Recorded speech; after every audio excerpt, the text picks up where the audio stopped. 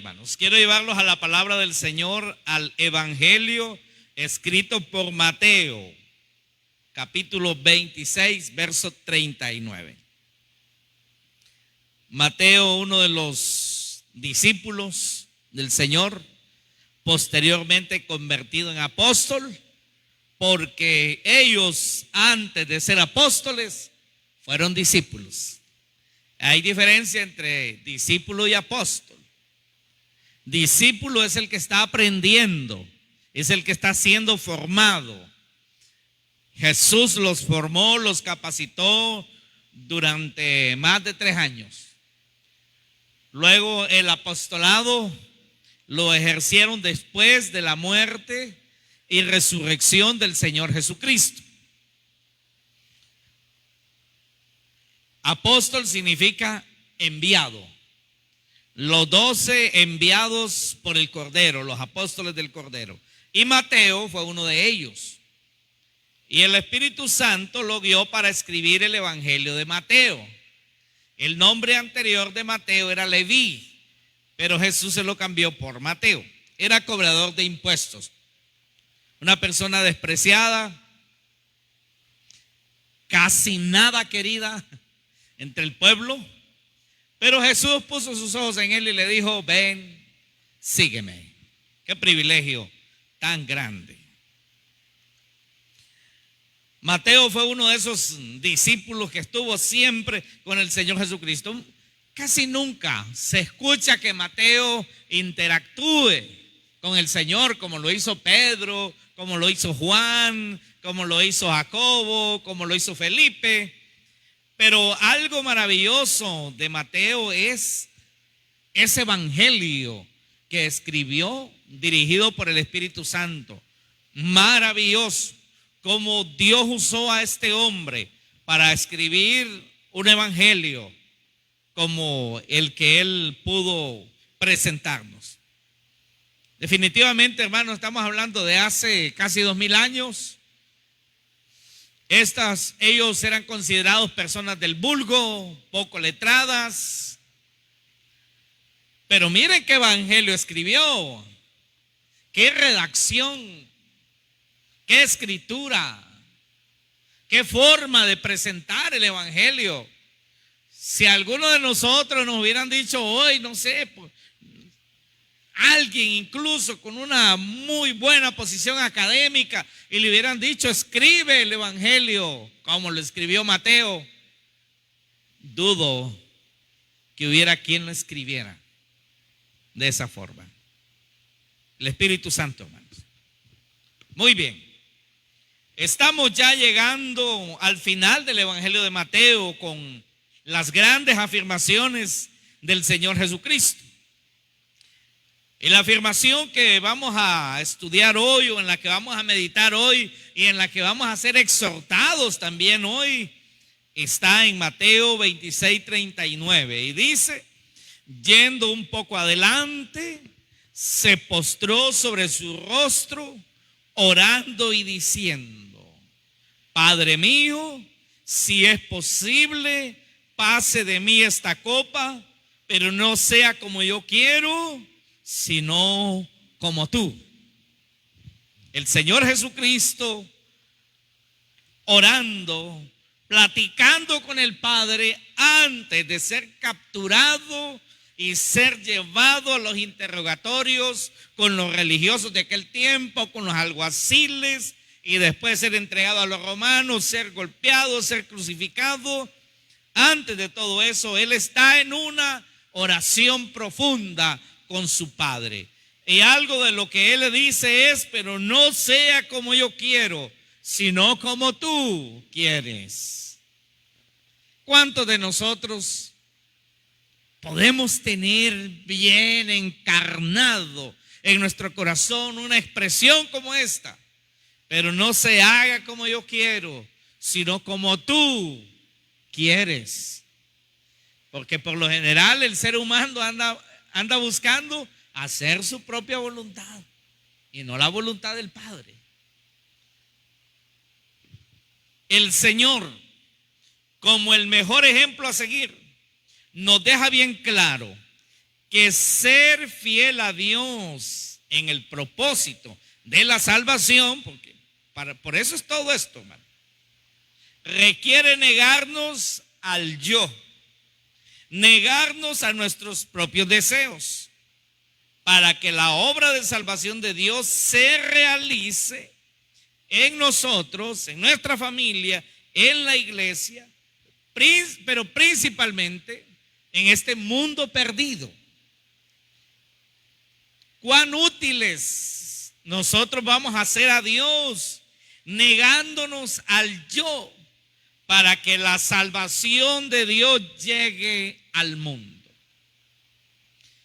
Yo me fijo en el personal de salud, las enfermeras, los doctores, pero cuando hay una campaña de vacunación o nos ataca el dengue o una epidemia y esta gente se mueve de un lado a otro llevando la medicina a diferentes lugares, algunos sí quieren aceptar la medicina, otros no quieren, y ahí andan ellos arriba y abajo, hermano, haciendo esa labor de llevar la salud a la gente. E incluso hay personas que no le salen con buen modo. Algo parecido, hermano, es en lo espiritual, solo que en un nivel incomparable. El evangelio, la relación con el evangelio, el obedecer a Dios, todo, hermano, es con el objetivo de salvar, de llevar salvación a cuantas personas sea posible. Porque definitivamente hay situaciones en este mundo que no cambiarán, aunque nosotros quisiéramos, como por ejemplo que la muerte no exista. Nosotros no podemos cambiar eso. Eso existe, existió, existe y existirá hasta que el Señor perfeccione a su pueblo y ya no existan más pecadores en este mundo. Al final del reino milenial, después de la última rebelión, después del juicio del trono blanco, entonces ya no existirán pecadores por arrepentirse. Ahí habrá terminado todo, pero mientras nosotros estamos en este mundo, está la oportunidad de salvación. Las personas viven, mueren, pero antes de morir, Dios quiere, Dios desea asegurarse que cada persona tenga la oportunidad de ser salvos. Pero aquí está el asunto y la lucha, que los que sirven a Dios deben negarse al yo. Los que somos hijos de Dios, hemos entendido el evangelio, lo hemos recibido. El evangelio es esa buena noticia. Hemos recibido la oferta de Dios. Tenemos que negarnos al yo para poder alcanzar a otros, para animar a otros, para que otros sean rescatados. Tenemos que negarnos al yo. Pero la persona que nosotros le llevamos la oferta de la salvación también tiene que negarse a su yo y poder decir como dijo Jesús: pero no sea como yo quiero, sino como tú quieres. ¿Qué era lo que Jesús en algún momento no quería? ¿Qué era lo que el Padre quería? El Padre quería y quiere y querrá, hasta el último hombre en la tierra, que todas las personas sean salvas, que hubiese una oportunidad de salvación para el hombre pecador, para el que muere, hubiera una oportunidad de salvación mientras vive. Y para eso era necesario que su Hijo, el Hijo de Dios, pagara con su muerte en la cruz. Porque la Escritura dice que sin derramamiento de sangre no se pueden remover los pecados. No se puede perdonar ningún pecado sin derramamiento de sangre. Y en este caso, la sangre derramada sería la de Jesucristo. porque escrito está, apenas moriría alguien por un justo, pero dice que Jesús murió por el pecador. Amén. Cristo murió por los pecadores. Pero hubo un momento en que Jesús sintió el peso de ese sacrificio. Recuerde que Él se hizo humano, como usted y yo, que sintió emocionalmente el miedo, el dolor, la angustia, la desesperación. Y cuando Él siente que ya lo van a capturar, que va a ser golpeado, va a ser maltratado y que tendrá que ser clavado en la cruz, eso no fue fácil. Si cuando nosotros vamos donde los médicos para que nos saquen una muela, así nos brinca el corazón, miren, cuando miramos la agujota ahí, ¿verdad? Y ahí nos llegamos al hospital, no sé, nos van a hacer algo ahí y el corazón se acelera. Porque no quisiéramos estar en esa situación que se siente un tanto angustiosa, pero eso no es nada comparado al hecho de saber que lo van a capturar, lo van a amarrar, lo van a golpear, lo van a vendar, le van a vendar los ojos, le pegarán con un palo en la cara y le dirán: adivina quién te golpeó, si eres profeta. Si eres el Hijo de Dios, adivina quién te golpeó, y le están golpeando la cara. El rostro es una de las partes más sensibles que hay. Si hay algo por lo que un hombre o una mujer puede golpear a otro o a otra, es porque le den una cachetadita en la cara. Por suave que sea, y rápido se enfurece y ahí va con los puños cerrados, aunque no sepa que aguantar va. Furioso, furioso. Creo que aquí las cachetadas más grandes que hemos recibido más de alguna vez es las que nos han dado nuestros hijos, ¿verdad? Cuando los niños tienen ahí una edad en la que cachetean. Y a veces dan duro, hermano. Y aunque sea la mamá, se le siente que se le puso caliente la oreja, pero se acuerda que es su niño y es su niña. Pero se imagina usted el golpe de un adulto, el garrotazo de un adulto en la cara, hermano. Y Jesús sabía que eso iba a sufrir. Jesús sabía que una corona con espinas iba a ser enterrada. Y como se dice popularmente, y la palabra no es una mala palabra, es correcta, pero poco usada, se la iban a ensartar en la cabeza. Y con desprecio, con enojo, iban a enterrar las espinas en la carne de su cabeza y su frente. Eso no es fácil, hermano. Y luego saber que tiene que recorrer todo un camino, pero antes de eso ser latigado por un verdugo romano, donde le quitaban la ropa, lo ponían en un tronco, y un soldado romano tenía un látigo de 3 cuerdas con metales a cierta distancia, y en la punta una uña de león o diente de león o diente de tiburón, para que cuando el verdugo retrajera de nuevo el látigo, arrancara los pedazos de carne. Y eso no es fácil, hermano. Si con una quemadita estamos ahí, que nosotros que no hayamos que hacer, ¿verdad que es cierto? Un martillazo en el dedo y no me hables ahorita porque te miento la madre. Con un martillazo en el dedo, nada más eso, y está, que no haya, como dicen, dónde sentarse.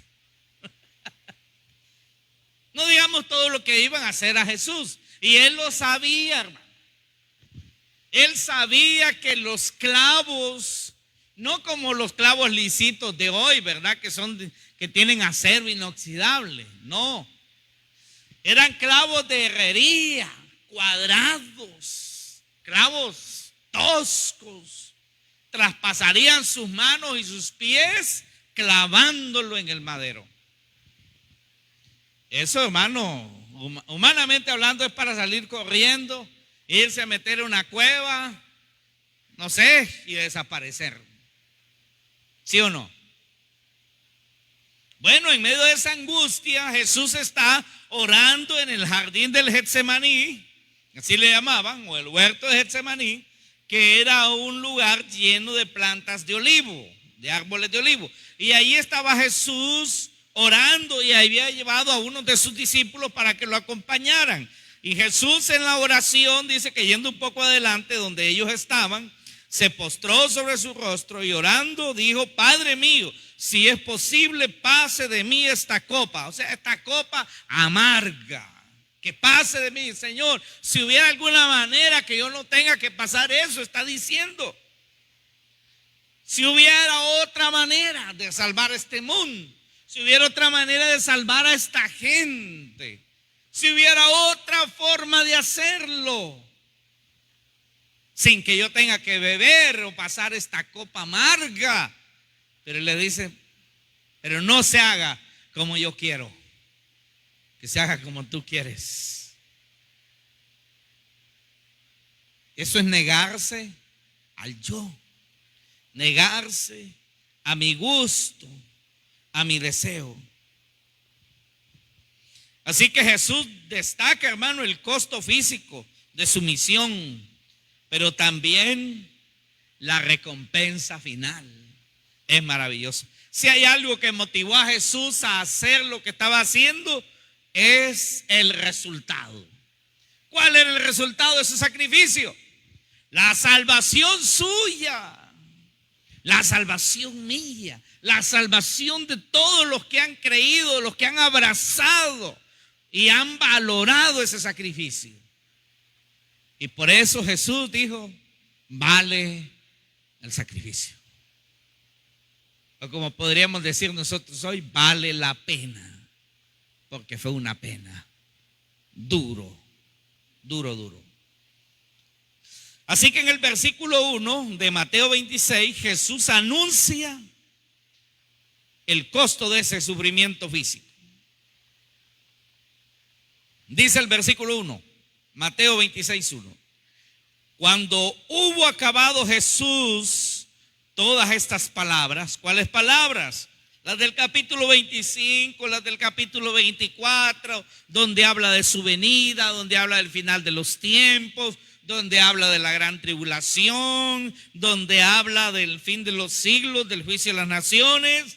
Y al final de todo eso, dice que cuando hubo acabado estas palabras, dice el versículo 1, dijo a sus discípulos: ¿sabéis que dentro de 2 días se celebrará la Pascua y el Hijo del Hombre será entregado para ser crucificado? No les está preguntando, les está asegurando. Ellos lo saben, ya lo han platicado. Jesús ya se los ha dicho varias veces, pero ellos están un poco incrédulos, como que no quieren creer que eso sea posible.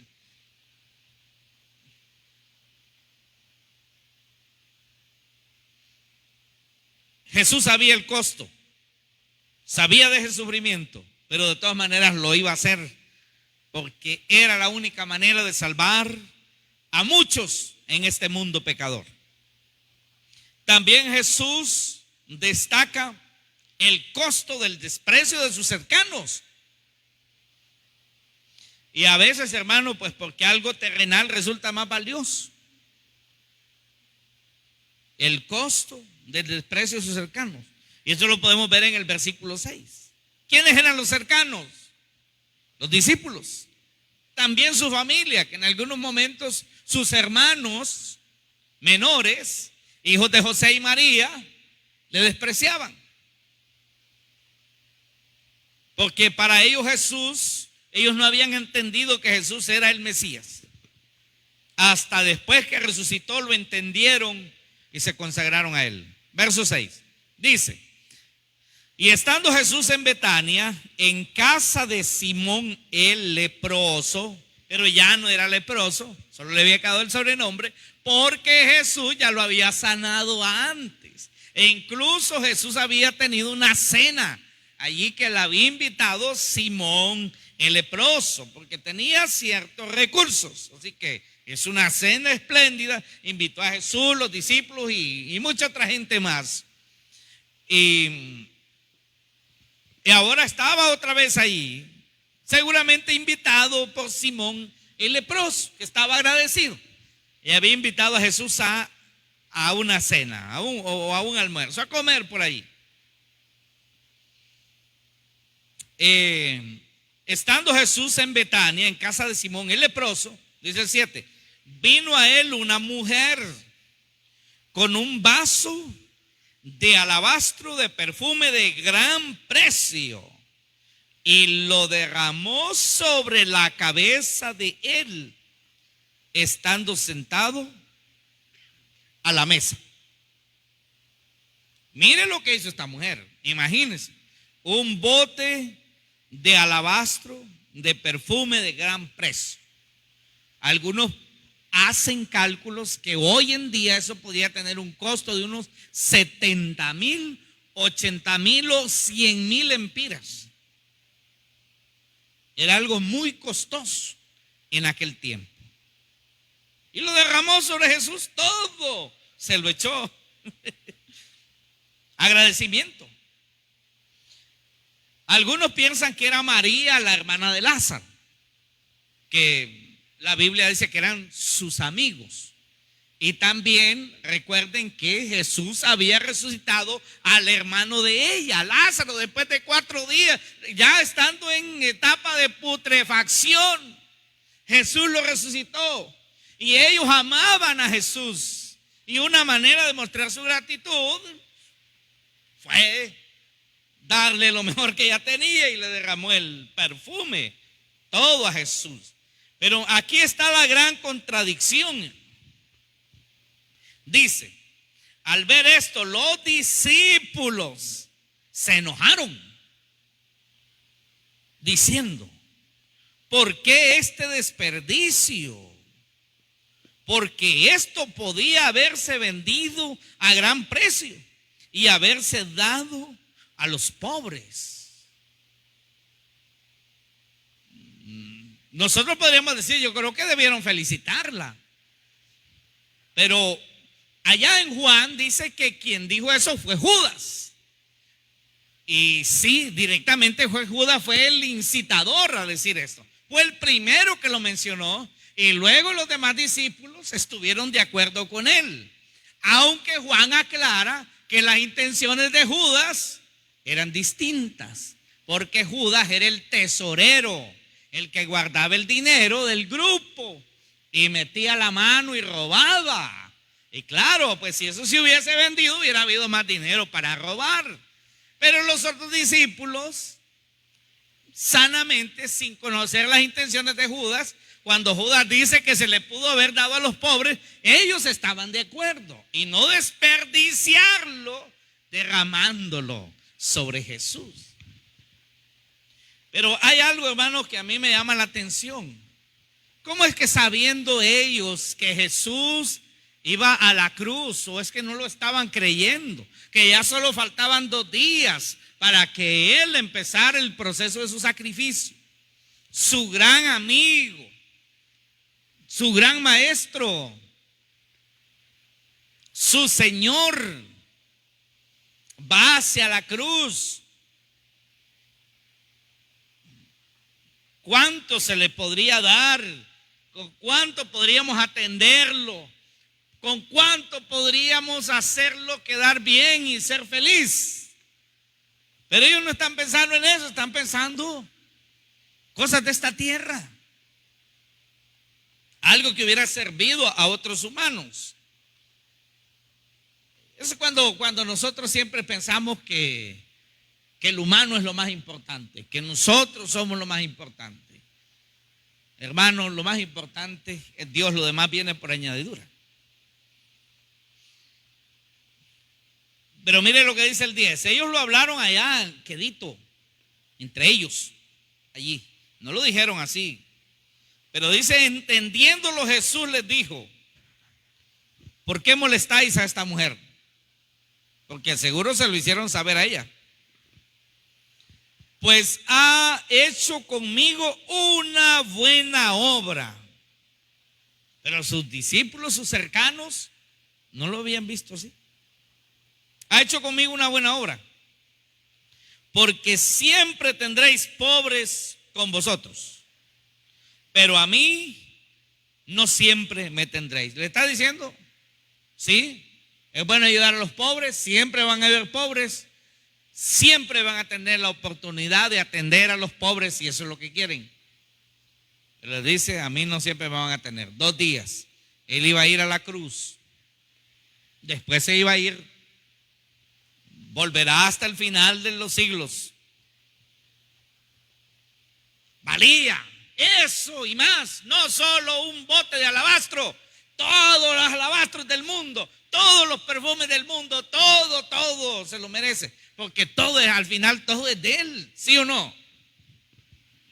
Todo es de él, hasta nuestra vida, nuestro respirar, todo es de él. Todo es de él, hermanos, todo es de él. Gloria a Dios. Es problema cuando no estamos valorando lo que Jesús es y lo que Jesús hace, lo que Él es y lo que hizo. Porque lo que Jesús vino a hacer a este mundo es impagable. Nadie lo hubiera hecho. Nadie lo hubiera hecho por mí. Usted no hubiera encontrado ningún amigo, ninguna amiga que estuviera dispuesto a que lo golpearan, a que lo latigaran y a que lo clavaran en un madero solo por salvarlo a usted. Ni el más amigo, ni el más hermano, ni el novio más querido, ni la novia más querida. Nadie lo hubiera hecho. Pero Jesús lo hizo. Había que valorar eso. Ahora dice el versículo 12: porque al derramar este perfume sobre mi cuerpo, lo ha hecho a fin de prepararme para la sepultura. ¿Sabía usted que en el contexto judío, en las tradiciones judías, cuando alguien moría, lo llenaban de olores, de especias aromáticas, hacían una gran inversión de dinero, mucho dinero, echándole perfumes al muerto.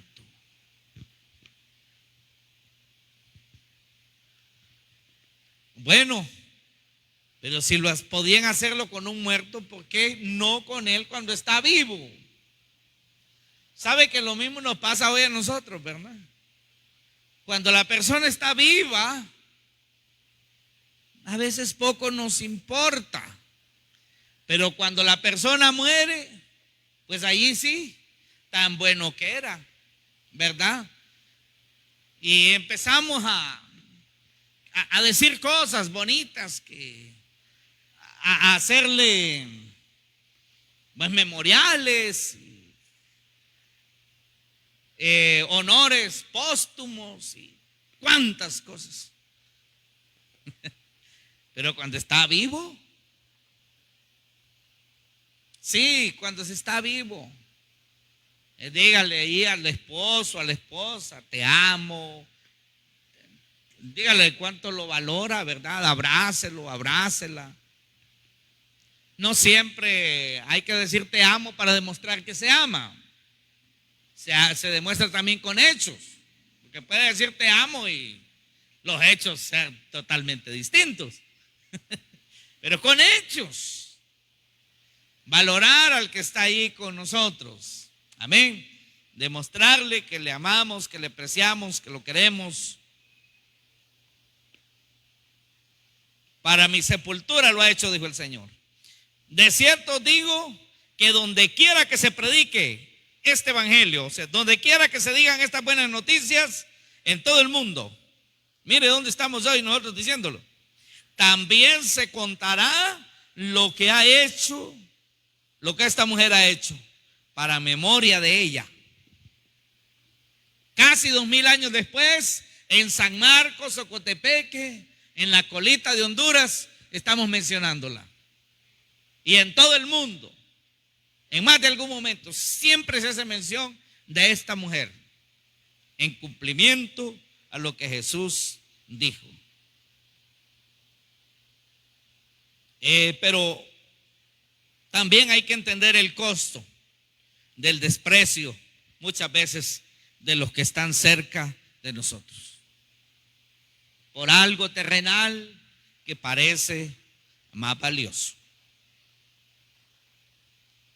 El apóstol Pablo, los apóstoles en algún momento, qué bien el apóstol Pablo, pero cuando debían apoyarlo no lo apoyaban, más que todos los corintios.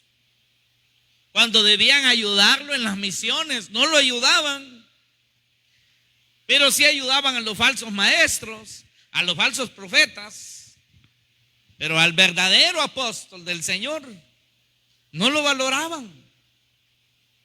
Por eso es que en 1 Corintios 9:11 él dice esto: si nosotros sembramos entre vosotros lo espiritual, es gran cosa si segáremos de vosotros lo material. Estaba hablando de un apoyo que se necesitaba en la obra de Dios para hacer la misión en aquel tiempo. ¿No sabéis que los que trabajan en las cosas sagradas comen del templo y los que sirven al altar del altar participan? Así ordenó también el Señor que los que anuncian el evangelio, que vivan del evangelio. O sea, que haya un apoyo para que no se detenga, para que avance. Pero sabe que Pablo le tocaba estar la mayoría del tiempo fabricando tiendas en Corinto y dedicando poco tiempo.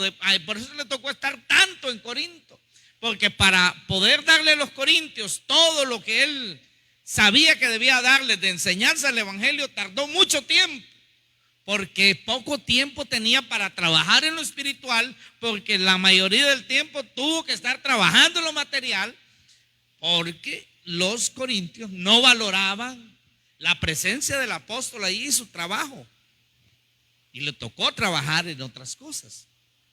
A diferencia de los filipenses, que ellos le enviaban apoyo al apóstol Pablo, pero sí dice que cuando llegaban los falsos profetas, como esos sí son listos y esos andan sin lástima, esos los dejaban bien ordeñados. Estaba hablando Pablo de lo justo, ¿verdad? Del apoyo que se debe dar a las cosas sagradas. Amén. Fíjese que hay grupos cristianos. Uno dice, ¿verdad? ¿Por qué no existen grupos cristianos de música bonito, que toquen, que tengan instrumentos, que tengan buenos equipos, que canten bonito, que ejecuten lindo el instrumento y que vayan por ahí haciéndolo? Pero ¿sabe lo difícil? Es que no hay quien los patrocine. Y cuando llegan a alguna iglesia, la iglesia quiere darles apenas para el combustible, ni para la comida del camino a veces, mucho menos reconocerle su trabajo, su tiempo, porque el tiempo vale dinero.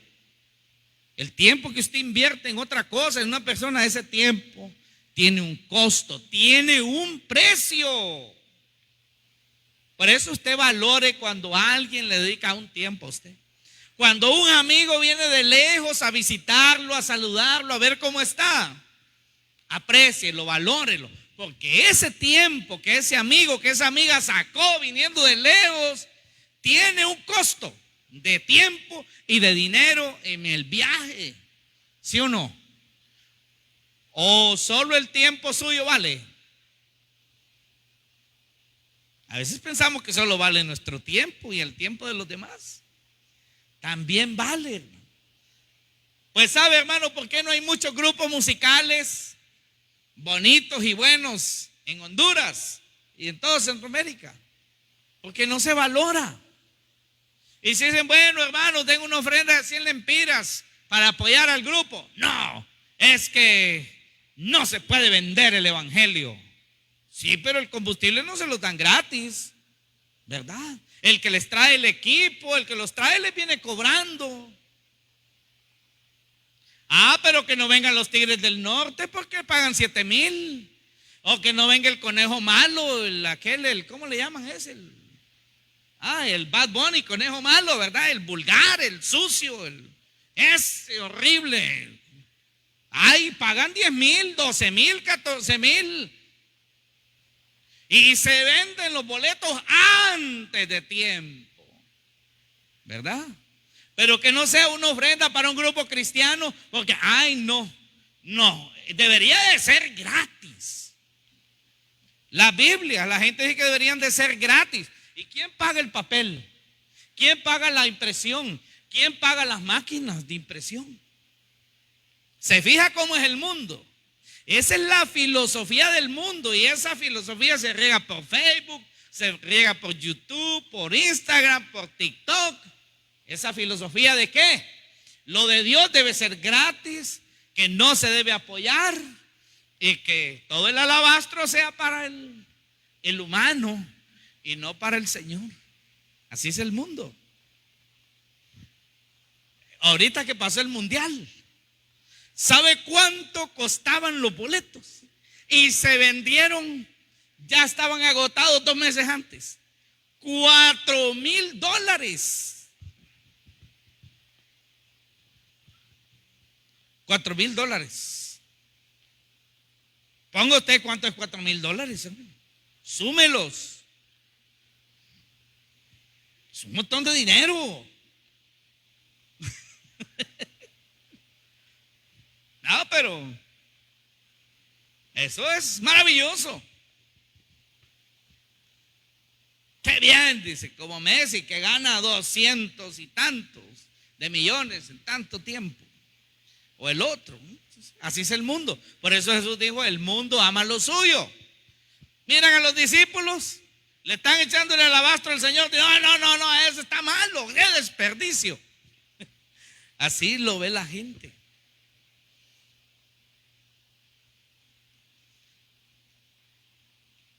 Y el obrero dice digno de su salario. Me da pesar cuando hay grupos, como les digo, y no se les da el apoyo como ellos merecen. Porque ellos pagan vehículos, pagan movimiento, pagan todo y pagan los instrumentos que no se los regala a nadie. Hay que valorar, hermanos, lo de Dios. Hay que darle un valor. Amén. Hay que darle un valor. Gloria a Dios por la gente de que aquí en Restauración, hermano, le dan un valor a las cosas del Señor. Gracias a Dios y gracias a ellos tenemos lo que tenemos. ¿Cuánto vale un proyector? Ese proyector usted lo va a comprar, vale 14,000. El dinero no viene de Marte, allá no hay nada, tampoco de la luna. Gloria a Dios por los hermanos que colaboran. Ahí están, mire, esas sillas. Cada silla de esas, cuando se hizo, ¿verdad, hermano Rolling? Costaron 1,300 lempiras. Gloria a Dios por los que apoyaron, están apoyando. Bendito el Señor, porque nada es gratis. En este mundo nada es gratis. Todo tiene un costo. Todo. Si se va a comprar un solar, hay que pagarlo. Gloria a Dios por quien nos vendió este solar. Gloria a Dios por el otro varón que nos vendió el otro solar y pudimos pagarlo. Pero hay iglesias que aquí en San Marcos no pueden comprar porque aquí en San Marcos es lo más caro que hay. Como que hay petróleo ahí, hermano. Como que hay gasolina ya sacada, ya solo lista para venderlo en cada solar. Es caro. Y lo más caro de Honduras, creo yo, San Marcos. Pero gloria a Dios por los que dicen, también en el reino de Dios hay que invertir. Justamente sin dejarse estafar, ¿verdad? Porque también están los estafadores del evangelio, que eso es innegable. Pero lo justo. Amén. Muy bien, quiero avanzar un poquito más rápido aquí.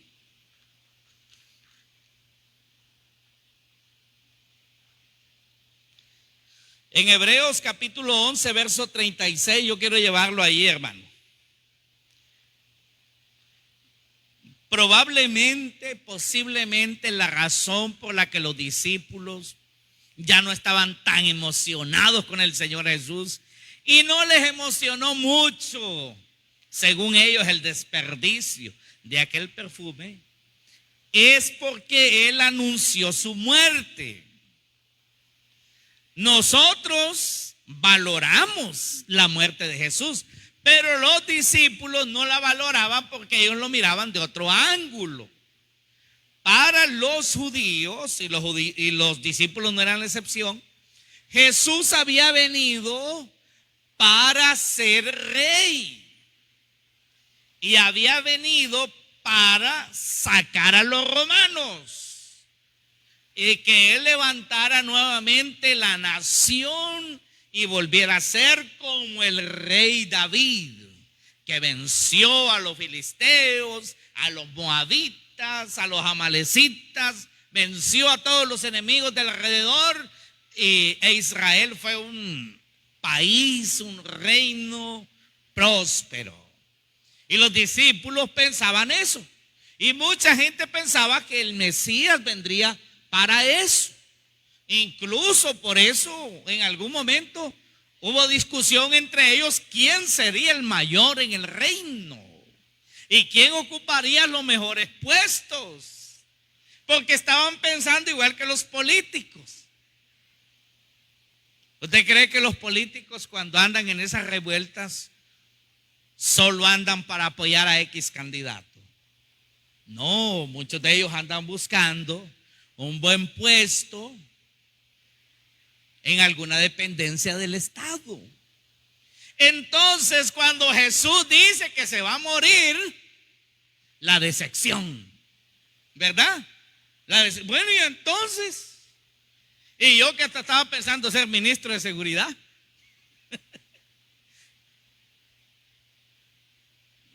¿Cuál será mi puesto entonces? Porque si va a morir, y entonces, ¿cómo es la cosa? Y hubo una decepción en los discípulos. ¿Y sabe usted que esa fue la gran motivación de Judas para entregarlo? Porque dijo Judas, bueno, pues no logro lo demás, pero algo le saco. 3 años no voy a andar detrás de él por gusto yo.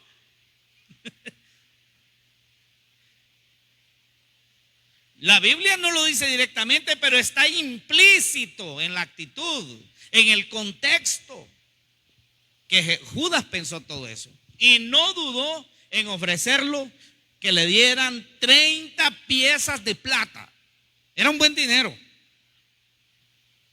Cuando Judas, después del remordimiento, fue a tirar esas monedas al templo, con todo ese dinero compraron un terreno grande que sirvió como cementerio. Le llamaron campo de sangre. Compraron un gran terrenazo con ese dinero. Así que no era poquito, era bastante dinero.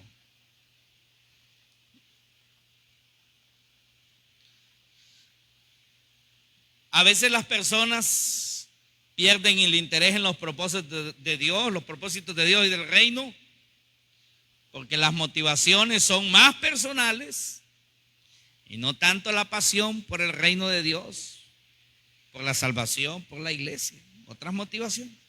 Quiero llevarlo a Hebreos 11:36. Hebreos 11:36.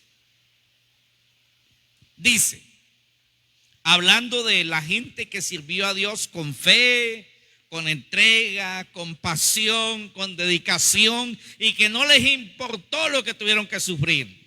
Amaban a Dios, creían en Dios, sabían lo valioso de los propósitos de Dios en su vida. Estas personas, Hebreos 11:36, dice, otros experimentaron vituperios, o sea, todo tipo de sufrimientos y azotes Y además de esto, prisiones y cárceles.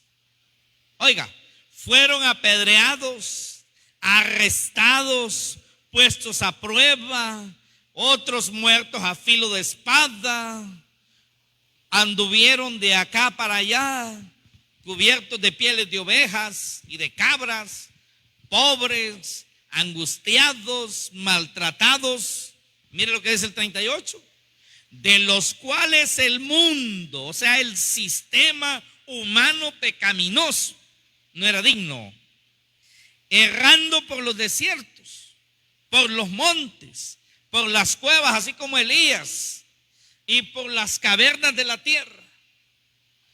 Y todos estos, aunque alcanzaron buen testimonio, o sea, la buena aprobación de Dios mediante la fe, no recibieron lo prometido, no lo vieron en vida, proveyendo Dios alguna cosa mejor para nosotros, para que no fuesen ellos perfeccionados aparte de nosotros. Mire todo lo que sufrieron, pero ahí estaban, dispuestos. Pero mucho cristiano hoy, hermanos, es bien débil por cualquier cosa. Se desalienta y ya no quiere. Ay, dice, es que tengo que caminar. Ay, es que está corriendo una brisa fresca y me puede hacer daño. Sí. Ay, dice, estoy cansado. Y algunos dicen, yo sé que lo dicen, algunos, más de algunos. Es que el pastor como no trabaja, dice, él no siente eso. ¿Sabía usted, hermano, que una de las más grandes ofensas que le hacen a uno de pastor es decir que uno no trabaja? Ese es uno de los grandes insultos con los que los pastores tienen que lidiar. Y no importa si uno trabaja en ambas cosas, en el ministerio y en lo terrenal. No importa si el pastor trabaja de 7 a 4, a 5 y luego en la noche tiene que estar en la iglesia predicando o atendiendo un velorio o ayudando a una persona a medianoche. No importa, siempre van a decir que es haragán, que no trabaja. Siempre lo van a decir. Porque eso se imaginan. ¿Sabía usted que el 100% de los pastores en Honduras, el 96, 97% tienen que trabajar en otra cosa? Porque las iglesias no suplen todas sus necesidades. Un 3% trabajan completo para la iglesia porque la iglesia les cubre todos sus gastos personales y familiares. Y se dedican a trabajar para la iglesia completo. Pero eso es un 3%, hermano. En el pasa que todo el mundo piensa que a todos los pastores son como Cash Luna, como Guillermo Maldonado, como Dante Hebel y como todos esos otros que algunos hasta en avión privado andan. Pero eso no es la realidad, hermano. Había un hermano de un ministerio, nosotros no acostumbramos eso acá en la iglesia, que los pastores, en nuestro ministerio los pastores no reciben diezmos. De hecho, el diezmo es algo que nace de la persona, aquí no se le exige a nadie eso, ni las ofrendas, nada. Los que son miembros de día a día en nuestra iglesia lo saben, ¿verdad? Que aquí lo que se da para Dios se da con amor y con decisión propia. Pero conocí a un hermano que trabajaba en un ministerio de esos donde allí sí el diezmo es para el pastor. Pero se lo dan las personas si quieren dárselo. Pues si ellos no quieren, no se lo dan tampoco. Trabajaba por allá en una aldea. ¿Sabe cuánto era el diezmo que le daban al mes? 1,300. No, el hermano trabajaba haciendo contratos de limpieza de fincas, frijolares, milpas. ¿Y qué va a vivir con 1,300? Ajá. Y si el hermano que diezma es el hermano que en algún momento se le pegó el feo y está haciendo algo incorrecto, y el pastor le dice, mire hermano, lo que usted está haciendo es pecaminoso, ya no le vuelve a dar el poquito de diezmo que le daba. quedó a cero. Eso le pasa, hermano, a la mayoría. Yo creo que el hermano Paco es hijo de una gran sierva de Dios, una hermana preciosa del Señor que ama mucho a Dios y es de gran fe. La hermana Dora, ¿verdad? Hermano Paco. Y por supuesto que la hermana Sonia, pues su nuera, que es como una hija. Ella es cristiana hace mucho tiempo. Y ellos saben, hermano, ¿verdad, pastor? ¿Verdad, hermano, que los pastores ahí en la Empira Sur, todos siembran frijoles, maíz, ayote, trabajan en construcción, en de todo? ¿Por qué? Pues, ¿qué? ¿Qué va a hacer? Pero sacan tiempo para el ministerio. Sacan tiempo para prepararse. Gloria a Dios. Pero sabe, el mundo los acusa de ladrones solo porque son pastores. Pero trabajan. Venden frijoles, maíz, siembran café, hacen de todo ellos. Porque las iglesias, aunque quieran darles, no, tampoco es que tienen, ¿no? Pero allí, hermanos, es la verdadera prueba también. El siervo de Dios, allí van a estar. Por eso dice aquí que andaban de un lado para otro, y de los cuales el mundo decía que no eran dignos. Pero también Jesús tuvo que enfrentar el costo de la traición. Después del costo del desprecio, que no es digno. El alabastro para otros, pero para Jesús no. Pero también tuvo que enfrentar la traición del que se llamaba su amigo, ¿verdad? El 26-24 dice: a la verdad el Hijo del Hombre va según está escrito de él. Mas hay de aquel por quien el Hijo del Hombre es entregado. El Hijo del Hombre se refiere a él, o sea, el Hijo perfecto de la humanidad. Eso significa el Hijo del Hombre. Bueno le fuera a ese hombre no haber nacido. Así que Judas al final terminó demostrando que para él era más importante el dinero que Jesucristo. Era más importante él que el Señor. Era más importante su yo que el Señor. También Jesús, hermano, tuvo que valorar el costo del abandono en los momentos difíciles. Mire el verso 30. El verso 30. Dice: y cuando hubieron cantado el himno, salieron al monte de los olivos. Entonces Jesús les dijo: todos vosotros os escandalizaréis de mí esta noche, porque escrito está: heriré al pastor y las ovejas del rebaño serán dispersadas. Pero después que haya resucitado, iré delante de vosotros a Galilea. ¿Sabe que en el momento más difícil todos los discípulos se fueron? Salieron corriendo. No, y es que como dice un dicho por ahí, el miedo no anda en burro, anda en caballo veloz.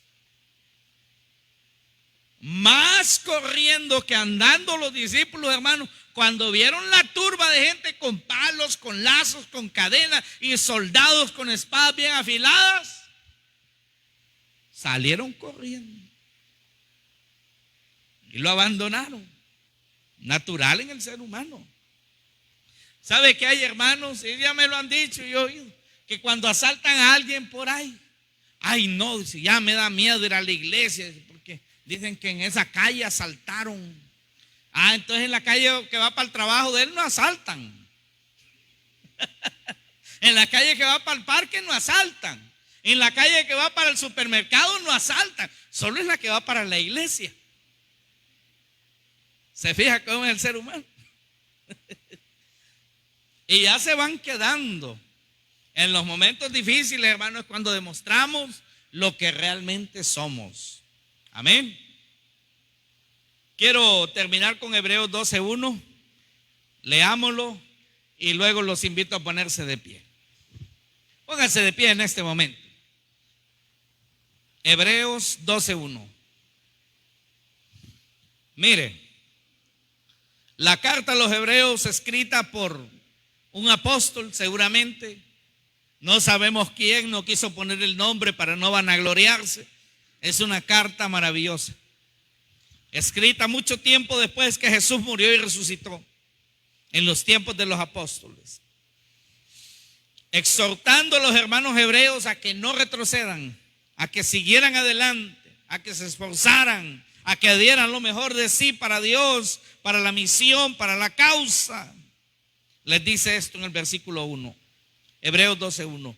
Por tanto, después de hablar de todo lo que sufrieron los de la fe, en el 11, les dice en el 12, por tanto, nosotros también, a nosotros nos toca tener la misma actitud, teniendo en derredor nuestro tan grande nube de testigos, o sea, muchas personas que necesitan a Dios. Eso es lo que está diciendo. De la familia, de los amigos, de los conciudadanos del pueblo que necesitan a Dios. Dice, despojémonos de todo peso, de todo estorbo, está diciendo. Y del pecado que nos asedia. Y corramos con paciencia la carrera que tenemos por delante. Hay que tener paciencia muchas veces para ser cristiano, pero se puede, hermano. Sí se puede. Verso 2. Puesto los ojos en Jesús, el autor y consumador de la fe, el cual por el gozo puesto delante de él, mire lo que hizo, sufrió la cruz, menospreciando el oprobio, y se sentó a la diestra del trono de Dios. La victoria al final, la victoria es segura. Considerad, o sea, véanlo como ejemplo, a aquel que sufrió tal contradicción de pecadores, o sea, todo el desprecio de los pecadores contra sí mismo, para que vuestro ánimo no se canse hasta desmayar, porque aún no habéis resistido hasta la sangre, combatiendo contra el pecado. ¿Sabe hasta cuándo usted debe renunciar al camino de la salvación, al camino de la fe? Pues cuando sufra más que Jesús. Cuando sufra más que Jesús, desanímese.